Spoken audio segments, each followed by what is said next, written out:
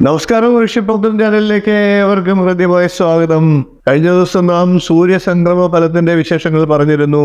വൃശ്ചിക രാശിയിലേക്ക് സൂര്യൻ സംക്രമിക്കുമ്പോഴുള്ള രാശിസ്ഥിതിയും അതുമൂലമുള്ള ഓരോ നക്ഷത്രക്കാരുടെയും ഫലത്തെയാണ് പറഞ്ഞത്. വീഡിയോ കണ്ടിട്ടില്ലാത്തവരാണെങ്കിൽ ഒന്ന് കാണുക. കൂടാതെ പൊതുവായിട്ടുള്ള പല കാര്യങ്ങളും അറിയേണ്ടത് പറഞ്ഞിട്ടുണ്ട്. വളരെ അപൂർവമായിട്ടുള്ള വീഡിയോ ആണ്. അതിന്റെ തുടർച്ചയായിട്ട് നമുക്ക് വൃശ്ചിക സമ്പൂർണ്ണ നക്ഷത്രഫലത്തെ നോക്കാം. 12 രാശിക്കൂറുകാരുടെയും പ്രത്യേകമുള്ള ഫലത്തെയാണ് പറയുന്നത്. നമുക്ക് ഇന്നത്തെ വീഡിയോയിലേക്ക് കിടക്കാം. അതിനു മുമ്പ് ചാനലൊന്ന് സബ്സ്ക്രൈബ് ചെയ്യാൻ അഭ്യർത്ഥിക്കുകയാണ്. അതോടൊപ്പം നോട്ടിഫിക്കേഷൻ ഒന്ന് ഓൺ ചെയ്ത് വെക്കുക. നമുക്ക് ഓരോ രാശിക്കൂറുകാരുടെയും പ്രത്യേകം ഫലത്തെ ഒന്ന് പരിശോധിക്കാം. ആദ്യം മേടക്കൂറുകാരുടെ ഫലത്തെ നോക്കാം. മേടക്കൂറിൽ വരുന്നത് അശ്വതി, ഭരണി, കാർത്തികകാൽ എന്നീ നക്ഷത്രങ്ങളാണ്. അധികാര സ്ഥാനങ്ങളിൽ നിന്ന് ബുദ്ധിമുട്ടുകൾ ഉണ്ടാകും. കാര്യതടസ്സങ്ങളൊക്കെ മാറുന്നതാണ്. മക്കൾക്ക് സൗഖ്യമുണ്ടാകുന്നതാണ്. ദുർജനങ്ങളുമായി സമ്പർക്കത്തിൽ ഏർപ്പെടേണ്ടതായിട്ട് വരും. പനി, ഉദരസംബന്ധിയായിട്ടുള്ള അസുഖങ്ങൾ ഇവയൊക്കെ ശ്രദ്ധിക്കേണ്ടതാണ്. ധനലാഭങ്ങളും ഐശ്വര്യവും ഉണ്ടാകുന്നതാണ്. സുഖാനുഭവങ്ങളും ഉണ്ടാകാം. തൊഴിൽ രംഗമൊക്കെ മെച്ചപ്പെടുന്നതാണ്. പുതിയ സംരംഭങ്ങൾ തുടങ്ങുന്നതിനുള്ള സാഹചര്യം ഉണ്ടാകും. പുതിയ തൊഴിൽ സ്ഥാനങ്ങളൊക്കെ തേടാം. കലഹവാസന കൂടുതലാകും. അതൊക്കെ ഒന്ന് കരുതലെടുക്കേണ്ടതാണ്. ഒന്നിലും ഒരു തൃപ്തി തോന്നാത്ത അവസ്ഥയുണ്ടാകും. എന്നാലും ജീവിതം രാജതുല്യമായി മുന്നോട്ട് പോകും. മേടക്കൂറുകാർ ഗണപതി ഭഗവാനെ നിത്യം ജപിക്കുക, സ്തുതിക്കുക. ഇനി നമുക്ക് ഇടവക്കൂറുകാരുടെ ഫലത്തെ നോക്കാം. ഇടവക്കൂറിൽ വരുന്നത് കാർത്തികയുടെ 1/4 ഭാഗം, രോഹിണി, മകയിരത്തിന്റെ ആദ്യ പകുതി എന്നീ നക്ഷത്രങ്ങളാണ്. ഇടവക്കൂറുകാരെ സംബന്ധിച്ച് ധനനഷ്ടങ്ങൾക്ക് സാഹചര്യമുള്ള മാസമാണ്. അന്യധനം കൈവരാനുള്ള സാധ്യതയുണ്ട്. നിർബന്ധ ബുദ്ധി കൂടുതലാകുന്ന സമയമാണ്. മക്കളെയൊക്കെ കൊണ്ട് അസ്വസ്ഥത ഉണ്ടാകുന്നതാണ്. മറ്റുള്ളവരുടെ ആദരവ് ലഭിക്കാനുള്ള സാഹചര്യവും വന്നു ചേരും. സുഖാനുഭവങ്ങളും ഉണ്ടാകുന്നതാണ്. സഹോദരങ്ങളുമായി കലഹിക്കേണ്ടതായിട്ടുള്ള സാഹചര്യങ്ങൾ വന്നേക്കാം. കടം കൊടുത്ത പണം തിരികെ കിട്ടാനൊക്കെ ബുദ്ധിമുട്ടുണ്ടാകുന്നതാണ്. സത്യം മറച്ചുവെച്ച് സംസാരിക്കേണ്ടതായി ചില സാഹചര്യങ്ങൾ വരും. ജലത്തിലൂടെയുള്ള യാത്രകളൊക്കെ വളരെ കരുതലെടുത്തു വേണം ചെയ്യാൻ. ദുഷ്ചിന്തകളൊക്കെ കൂടുതലാകുന്ന സമയമാണ്. സാഹസ പ്രവൃത്തികൾ ചെയ്യാതിരിക്കുക. തൊഴിൽ രംഗം മെച്ചപ്പെടുന്നതാണ്. വിദ്യാർത്ഥികളുടെ അലസതയൊക്കെ മാറിക്കിട്ടുന്നതുമാണ്. ഭഗവതി ക്ഷേത്രത്തിൽ ദുർഗാസൂക്ത പുഷ്പാഞ്ജലി കഴിക്കുന്നത് ദോഷത്തെ ഇല്ലാതാക്കും. ഇനി മിഥുനക്കൂറുകാരുടെ ഫലത്തെ നോക്കാം. മിഥുനക്കൂറിൽ വരുന്നത് മകയിരത്തിന്റെ 2ാം പകുതി, തിരുവാതിര, പുണർദത്തിന്റെ 1/4 ഭാഗം എന്നീ നക്ഷത്രങ്ങളാണ്. വീട്ടിലെ അസ്വസ്ഥതകളൊക്കെ കുറച്ച് മാറിക്കിട്ടുന്ന സാഹചര്യം ഉണ്ടാകും. നേതൃഗുണം ഉണ്ടാകുന്നതാണ്.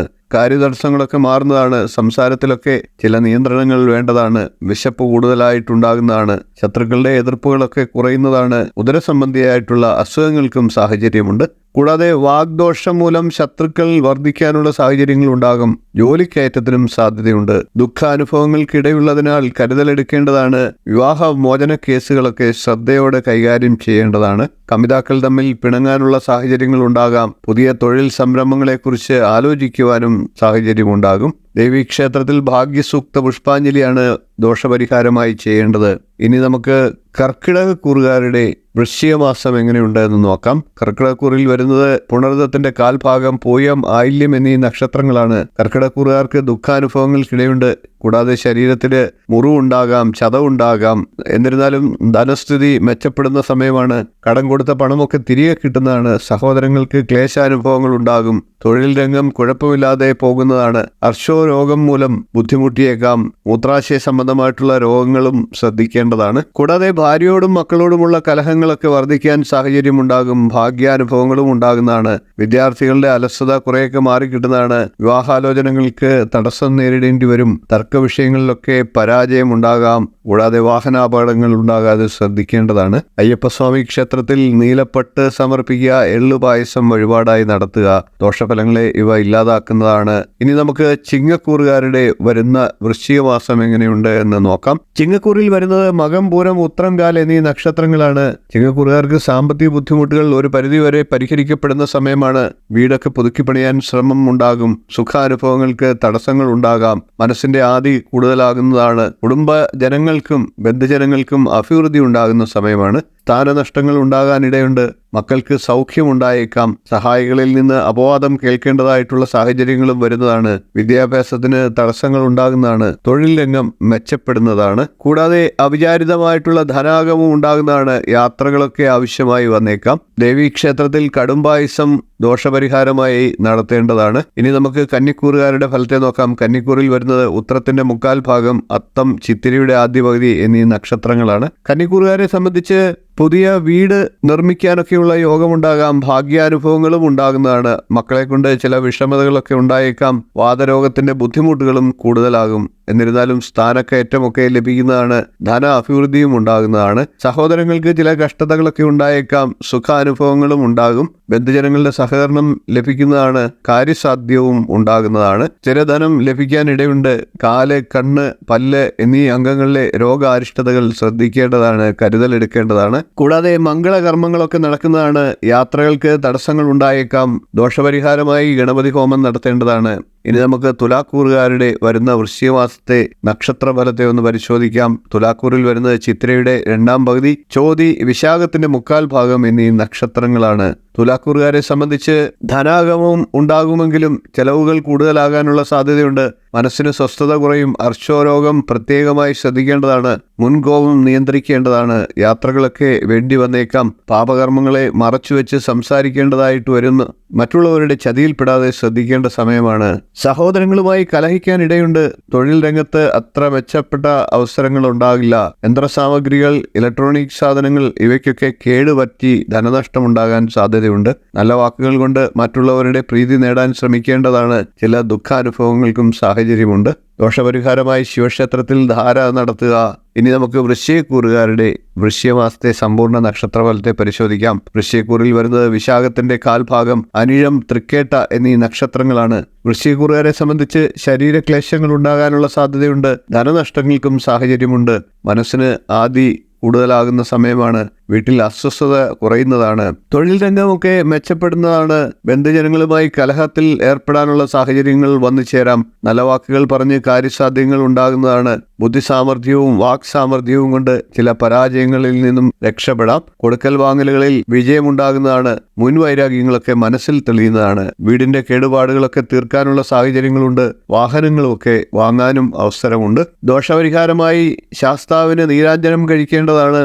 ഇനി നമുക്ക് ധനുക്കൂറുകാരുടെ വരുന്ന വൃശ്ചികമാസത്തിലെ സമ്പൂർണ്ണ നക്ഷത്രഫലത്തെ നോക്കാം. ധനുക്കൂറിൽ വരുന്നത് മൂലം, പൂരാടം, ഉത്രാടം, കാൽ എന്നീ നക്ഷത്രങ്ങളാണ്. ധനുക്കൂറുകാരെ സംബന്ധിച്ച് സഹോദരങ്ങൾക്ക് അഭിവൃദ്ധി ഉണ്ടാകുന്ന മാസമാണ്. വീട്ടിൽ സ്വസ്ഥത കുറയുന്നതാണ്. തൊഴിൽ രംഗം മെച്ചപ്പെടുന്നതാണ്. ത്വക്ക് രോഗങ്ങളൊക്കെ ശ്രദ്ധിക്കേണ്ട സമയമാണ്.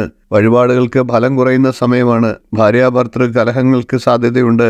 ദമ്പതികൾ അകന്നു കഴിയാനുള്ള യോഗവുമുള്ള സമയമാണ്. അതുകൊണ്ട് തന്നെ വാക്കും പ്രവൃത്തിയും ഒക്കെ നിയന്ത്രിക്കേണ്ടതാണ്. ശത്രുക്കളുടെ ഉപദ്രവം കൂടുതലായേക്കാം. എന്നിരുന്നാലും എല്ലാ കാര്യത്തിലും അസംതൃപ്തി കൂടുതലായി ഉണ്ടാകാം. സൗന്ദര്യദ്രവ്യ വസ്തുക്കൾ ലഭ്യമാകുന്നതാണ്. ബന്ധുജനങ്ങളുമായി കലഹിക്കാൻ ഇടയുണ്ടാകുന്നതാണ്. പ്രായോഗിക ബുദ്ധിയൊക്കെ പ്രകടിപ്പിക്കാനാകാതെ വരുന്ന ഒരു സാഹചര്യമാണ്. സാഹസ്യ കർമ്മങ്ങളിൽ ഏർപ്പെടരുത്. ദോഷപരിഹാരമായി ധനുക്കൂറുകാർ സർപ്പക്ഷേത്രത്തിൽ സർപ്പസൂക്ത പുഷ്പാഞ്ജലി നടത്തുന്നതും പാട്ടു പാടിക്കുന്നതും ഒക്കെ നല്ലതാണ്. ഇനി നമുക്ക് മകരക്കൂറുകാരുടെ വരുന്ന വൃശ്ചികമാസത്തിലെ സമ്പൂർണ്ണ നക്ഷത്രഫലത്തെ നോക്കാം. മകരക്കൂറിൽ വരുന്നത് ഉത്രാടത്തിന്റെ 1/4 ഭാഗം, തിരുവോണം, അവിട്ടത്തിന്റെ ആദ്യ പകുതി എന്നീ നക്ഷത്രങ്ങളാണ്. മകരക്കൂറുകാരെ സംബന്ധിച്ച് ധനാഗമങ്ങൾ ഉണ്ടാകാനുള്ള സാധ്യതയുണ്ട്. മനസ്സിന് സ്വസ്ഥത ലഭിക്കുന്ന സമയമാണ്.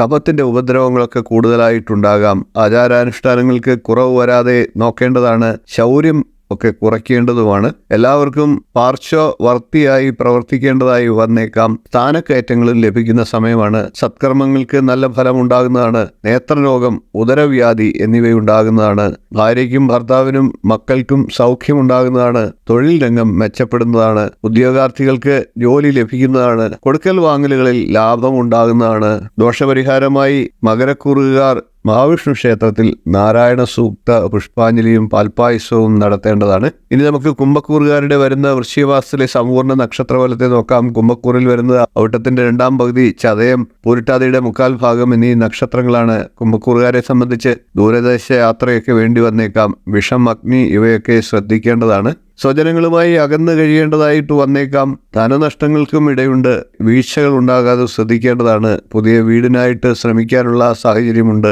കലഹഭയവും ഉണ്ടായേക്കാം. തൊഴിൽ രംഗം ഒക്കെ മെച്ചപ്പെടുന്നതാണ്. കാര്യസാധ്യങ്ങൾ ഉണ്ടാകുന്നതാണ്. കച്ചവടങ്ങളൊക്കെ നല്ല പുരോഗമനത്തിലെത്താനുള്ള സാഹചര്യങ്ങളുണ്ട്. നാൽക്കാലി വളർത്തലൊക്കെ ചെയ്യുന്നവർക്ക് അത് ലാഭകരമാകുന്നതാണ്. വിവാദങ്ങളിൽ വിജയം നേടാനുള്ള സാഹചര്യങ്ങളുമുണ്ട്. സത്യം മറച്ചുവെച്ച് സംസാരിക്കേണ്ടതായി ചിലപ്പോൾ വന്നേക്കാം. ബുദ്ധിസാമർഥ്യം കൊണ്ട് കാര്യങ്ങൾ നേടാനാകുന്നതാണ്. ഭദ്രകാളി ക്ഷേത്രത്തിൽ ദോഷപരിഹാരമായി പുഷ്പാഞ്ജലിയും ഗുരുതിയുമാണ് നടത്തേണ്ടത്. ഇനി നമുക്ക് മീനക്കൂറുകാരുടെ വരുന്ന വൃശ്ചിക മാസത്തിലെ സമ്പൂർണ്ണ നക്ഷത്രഫലത്തെ നോക്കാം. മീനക്കൂറിൽ വരുന്നത് പൂരിട്ടാതിയുടെ കാൽഭാഗം, ഉത്രട്ടാതി, രേവതി എന്നീ നക്ഷത്രങ്ങളാണ്. മീനക്കൂറുകാരെ സംബന്ധിച്ച് ഏകാഗ്രത കുറയുന്ന സമയമാണ്. ഉപാസനങ്ങൾക്ക് മുടക്കം വരാനുള്ള സാഹചര്യങ്ങൾ ഉണ്ടാകാം. സുഖാനുഭവങ്ങൾക്ക് കുറവ് വരാം. ഭാര്യാഭർത്താക്കന്മാർക്ക് ഇരുവർക്കും രോഗാരിഷ്ടതകൾക്ക് സാധ്യതയുണ്ട്. അർശോരോഗം ശ്രദ്ധിക്കേണ്ടതാണ്. യാത്രകളൊക്കെ വേണ്ടി വരാം. മനസ്സിന് സ്വസ്ഥത കുറയുന്ന സമയമാണ്. പലവിധ അനർത്ഥങ്ങൾ ഉണ്ടാകാം. കരുതലെടുക്കേണ്ടതാണ്. മക്കളുടെ രോഗാരിഷ്ടതകളും ശ്രദ്ധിക്കേണ്ട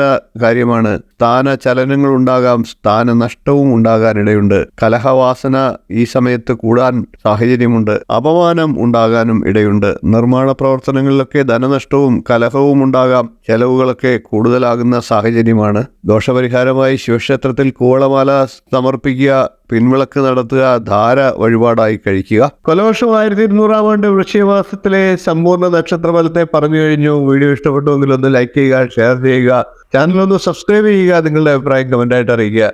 ഇനിയും ഇതുപോലുള്ള നല്ല നല്ല വിഷയങ്ങളും വീഡിയോകളുമായി നമുക്ക് വീണ്ടും കാണാം. നന്ദി, നമസ്കാരം, ശുഭദിനം.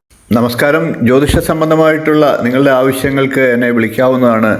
ജാതകം, പ്രശ്നം, മുഹൂർത്തം തുടങ്ങി ജ്യോതിഷപരമായിട്ടുള്ള എല്ലാ ആവശ്യങ്ങൾക്കും നിങ്ങൾക്ക് നേരിട്ട് വരാവുന്നതാണ്. അതുകൂടാതെ ഓൺലൈൻ കൺസൾട്ടേഷൻ കൂടി ഉണ്ടാകുന്നതാണ്. നിങ്ങളുടെ കുട്ടികളുടെ ജാതകം പരിശോധിച്ച് അവരുടെ വിദ്യാഭ്യാസം, അവരുടെ വിവാഹം, തൊഴിൽ എന്നീ കാര്യങ്ങൾ അറിയുന്നതിന് തീർച്ചയായിട്ടും നിങ്ങൾക്ക് ബന്ധപ്പെടാവുന്നതാണ്. അതേപോലെ തന്നെ വിവാഹ സംബന്ധമായിട്ടുള്ള കാര്യങ്ങൾക്കും പൊരുത്തപരിശോധനയ്ക്കുമൊക്കെ ആയിട്ട് ബന്ധപ്പെടാവുന്നതാണ്. ഗൃഹനിർമ്മാണം തുടങ്ങി നിങ്ങളുടെ ജീവിതത്തിലെ പ്രധാനപ്പെട്ട ചടങ്ങുകൾക്കൊക്കെ മുഹൂർത്തം കുറിക്കുന്നതിന് എന്നെ ബന്ധപ്പെടാവുന്നതാണ്. നേരിട്ടും ഓൺലൈൻ കൺസൾട്ടേഷനും ഉണ്ടാകുന്നതാണ്. ജാതകം എഴുതണമെന്ന് ആഗ്രഹിക്കുന്നവർക്കും നേരിട്ട് വിളിക്കാവുന്നതാണ്. ഓൺലൈനായിട്ട് അയച്ചു കൊടുക്കുന്നതാണ്. കമ്പ്യൂട്ടർ ജാതകം തയ്യാറാക്കിയും നൽകുന്നതാണ്. നിങ്ങളുടെ ഏത് പ്രശ്നങ്ങളും പ്രശ്നചിന്തയിലൂടെ കാരണം കണ്ടെത്തി പരിഹാരം നിർദ്ദേശിച്ചു തരുന്നതാണ്. കൂടാതെ വാസ്തു സംബന്ധമായിട്ടുള്ള കാര്യങ്ങൾക്ക് ടൈറ്റിൽ വന്നും കൺസൾട്ടേഷൻ ചെയ്യുന്നതാണ്. അതുകൂടാതെ തന്നെ ഓൺലൈനായിട്ടും കൺസൾട്ടേഷൻ ചെയ്യുന്നതാണ്. ഏത് ജ്യോതിഷം, വാസ്തു തുടങ്ങി ഏത് വിഷയങ്ങൾക്കും നിങ്ങൾക്ക് എന്നെ ബന്ധപ്പെടാവുന്നതാണ്. ഓൺലൈനായിട്ടും നേരിട്ടും ബന്ധപ്പെടാവുന്നതാണ്. എന്റെ സേവനം നിങ്ങൾക്ക് ആവശ്യമുണ്ടെങ്കിൽ തീർച്ചയായിട്ടും താഴെ കാണുന്ന നമ്പറിൽ ഒന്ന് ബന്ധപ്പെടുക. നമസ്കാരം.